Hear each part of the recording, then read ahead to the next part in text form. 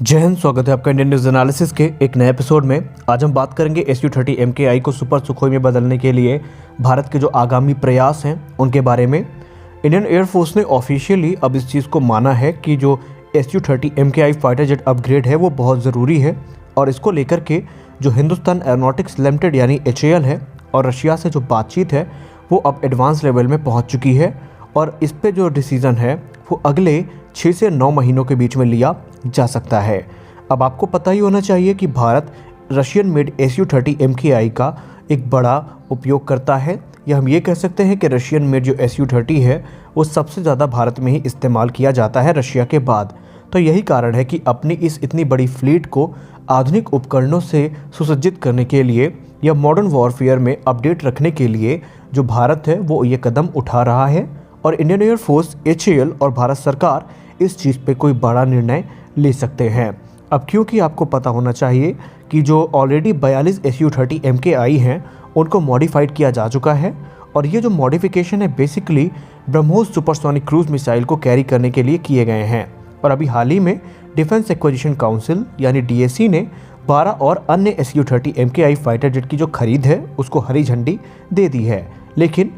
इससे पहले कि ये ऑर्डर प्लेस किए जाएं, अभी कैबिनेट कमेटी ऑन सिक्योरिटी यानी CCS की जो मंजूरी है वो मिलना बाकी है। जैसे ही CCS इसकी मंजूरी दे देता है तो जो 12 Su-30 MKI फाइटर जेट्स हैं एडिशनल जो भारत उनसे खरीद रहा है रशिया से, उसके ऑर्डर प्लेस कर दिए जाएंगे। अब टाइम्स ऑफ इंडिया की एक रिपोर्ट में इस बात को बताया गया कि HAL जो कि Su-30 MKI को नासिक में असेंबल करती है वो और इसको अपग्रेड के लिए यहाँ पे करने के लिए उत्सुक है या आतुर है, और इसके लिए वो इंडियन एयरफोर्स के साथ बातचीत कर रही है। अब क्योंकि भारत को काफ़ी बड़े पैमाने पे जो अपग्रेड करना है वो इंडिजिनस इक्विपमेंट से करना है, इसलिए रशिया से बातचीत और ज़्यादा अहम हो जाती है। लेकिन एरो इंडिया 2021 में रशिया के टॉप ऑफिशियल, या ये कह सकते हैं रोसबोरोन एक्सपोर्ट के टॉप ऑफिशियल ने ये कहा था कि वो खुद इस चीज़ को लेकर के इच्छुक हैं कि भारत में जो Su-30 MKI की फ्लीट है उसको हम आधुनिक उपकरणों से सुसज्जित करें, और इसीलिए जो अपग्रेड पैकेज है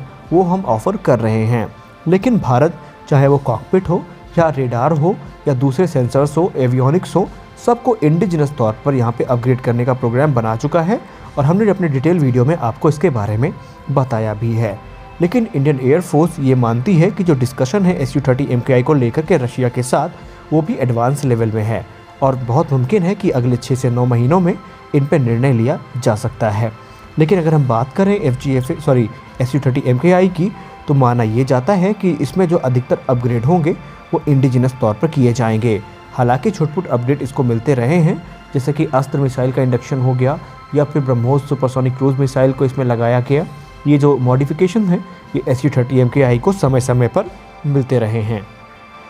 अगले विषय की बात करें तो ये भारतीय वायुसेना प्रमुख RKS भदौरिया सर का एक वक्तव्य है जो उन्होंने चाइना पाकिस्तान के बढ़ते रिश्ते और तेजस वर्सेस JF-17 पर दिया है। अभी तक आपको हमने जितने भी वीडियोस में तेजस वर्सेस JF-17 बताया वो उनके टेक्निकल कंपैरिजन थे, लेकिन अगर किसी देश का वायुसेना प्रमुख अपने जेट के बारे में कुछ बताता है तो निसंदेह उस पर गौर करना बनता है, क्योंकि इतने आला दर्जे पर बैठ करके जो जानकारी दी जाएगी वो काफ़ी उन्नत किस्म की होगी। इसलिए आइए हम नज़र डाल लेते हैं कि भदौरिया सर ने क्या कहा है। दरअसल लाइट कॉम्बैट एयरक्राफ्ट LCA तेजस भारतीय वायुसेना में जब से आया है, इसने हमारी उम्मीदों को और देश की जो महत्वाकांक्षा है उसको एक नए आयाम दिए हैं। और ना सिर्फ तेजस एक अच्छा एयरक्राफ्ट है, बल्कि इसने ये साबित कर दिया कि भारत इस क्षेत्र में कहीं ज़्यादा आगे काम कर सकता है। और इसी को लेकर के हमारे वायुसेना प्रमुख air chief marshal RKS Bhadauria ने ये कहा कि JF-17 की अगर तुलना तेजस से आप कर रहे हैं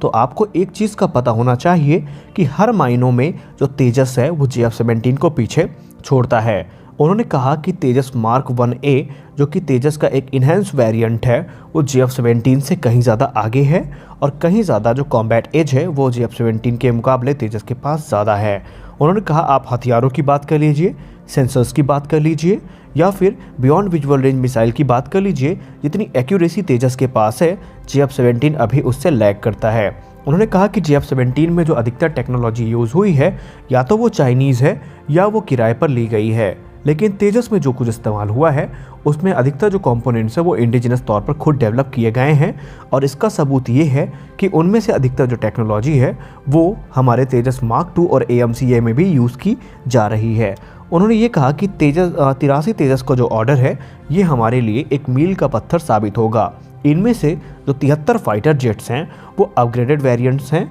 और बाकी के जो एयरक्राफ्ट होंगे वो ट्रेनर वेरिएंट होंगे। यहाँ तक कि आपको पता होना चाहिए कि RKS भदौरिया सर ने यह भी कहा कि इस समय हमारे पास 40 तेजस हैं, और इन 83 तेजस के आ जाने के बाद इनकी संख्या 123 के आसपास हो जाएगी, जो कि अपने आप में एक बड़ा कदम है। उन्होंने ये बताया कि इस एयरक्राफ्ट को ऑर्डर करना काफ़ी अच्छा विचार था हमारा, क्योंकि इससे एक पूरा का पूरा जो इकोसिस्टम है हमने वो डेवलप कर लिया है अपने देश में। यानी शुरुआती दिनों में हमसे कुछ गलतियां हुई थी, लेकिन इतना बड़ा जो ऑर्डर है इसने कहीं ना कहीं एक अच्छा इकोसिस्टम डेवलप करने में हमारी काफ़ी मदद की है, और इसके जो परिणाम है वो निकट भविष्य में देखने को ज़रूर मिलेंगे। उन्होंने कहा कि हमने तकरीबन 48,000 करोड़ रुपए की लागत में इन 83 तेजस एयरक्राफ्ट्स का ऑर्डर दिया है। आपको बता दूं, और मैंने आपको बताया भी अपने पिछले वीडियो में, कि किस प्रकार यहाँ पे ADA डायरेक्टर ने ये क्लियर किया था, या HAL के जो चेयरमैन उन्होंने भी ये कहा था कि जो 48,000 रुपये का कॉन्ट्रैक्ट है ये सिर्फ तेजस का नहीं है, बल्कि इसमें अलग अलग टैक्स हैं,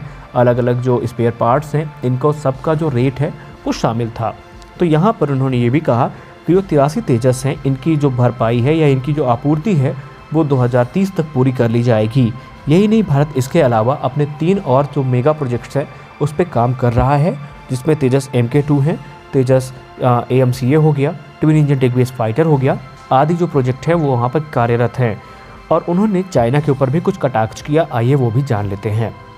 RKS भदौरिया सर ने ये कहा कि चाइना निस्संदेह अपना जो एक आक्रामक रवैया है वो बॉर्डर्स पर दिखा रहा है, और हम इस बात से इनकार नहीं कर सकते कि चाइना ने अपने जो इंफ्रास्ट्रक्चर हैं वो काफ़ी मजबूत किए हैं, और वो अभी भी कर रहा है, और हम भी इसके लिए पूरी तरीके से तैयार हैं। हमारे जो टॉप फाइटर्स हैं, हमारी जो फ्लीट है वो बहुत कम दूरी पर स्थित है, और चाइना के किसी भी यहाँ पर मिस एडवेंचर का जवाब वो दे सकते हैं। उन्होंने ये भी कहा कि इंडियन एयरफोर्स इस प्रकार अपने आप को तैयार कर चुकी है कि अगर ज़रूरत पड़ी तो किसी भी समय वो किसी प्रकार की जो स्ट्राइक है वो करने की क्षमता रखते हैं। हमारे पास हर प्रकार के हथियार उपलब्ध हैं जो किसी भी युद्ध में काफ़ी काम में आ सकते हैं। उन्होंने ये भी कहा कि चाइना छुटपुट तरीके से पाकिस्तान की मदद कर रहा है, और कई बार तो ओपनली चाइना ने पाकिस्तान को सपोर्ट किया है। इससे यह साबित होता है कि चाइना का दोहरा रवैया क्या है, क्योंकि एक तरफ चाइना हमसे बातचीत का ढोंग करता है और दूसरी तरफ हमको नीचा दिखाने का कोई अवसर नहीं छोड़ता है, और इसीलिए हम अपने जो डिफेंस यहाँ पे पूरी मार्केट है उसको इस्टेब्लिश कर रहे हैं,